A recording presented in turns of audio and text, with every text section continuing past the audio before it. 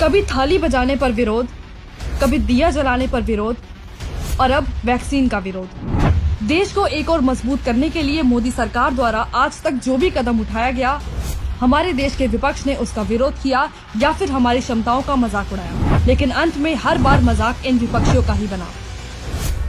हाल ही में make in India की नीति के तहत 2 स्वदेशी कंपनियों ने कोरोना की वैक्सीन तैयार की।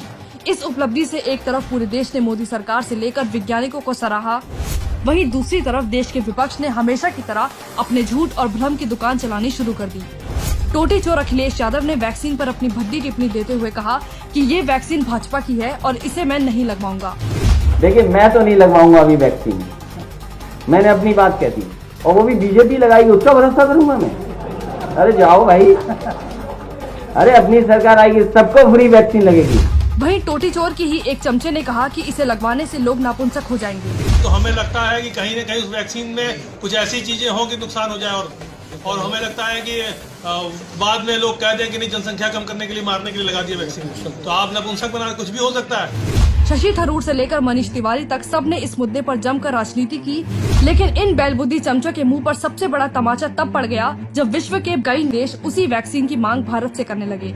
ब्राजील, नेपाल, भूटान और दक्षिण अफ्रीका जैसे देश कोरोना के इलाज के तौर पर भारत से वैक्सीन मंगवा रहे हैं, लेकिन अखिलेश जैसे अनपढ़ नेता केवल मोदी विरोध में इतना गिर गए हैं कि वैक्सीन को भी भाजपा से जोड़ रहे हैं। इससे पहले भी कोरोना महामारी के समय अपनी जान को दांव पर लगाकर दूसरों की जान बचाने वाले हमारे देश के कोरोना वॉरियर्स को नमन देने के लिए पीएम मोदी ने लोगों से ताली, थाली बजाने और दिया जलाने की अपील की थी।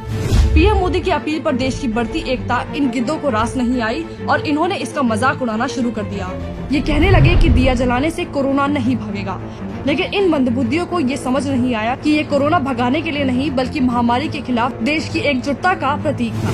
इन विपक्षी गिद्धों का उसूल ही यही है कि देशवासियों के हित से जुड़े किसी भी कदम का या तो विरोध करो या उसके खिलाफ लोगों को भड़काओ।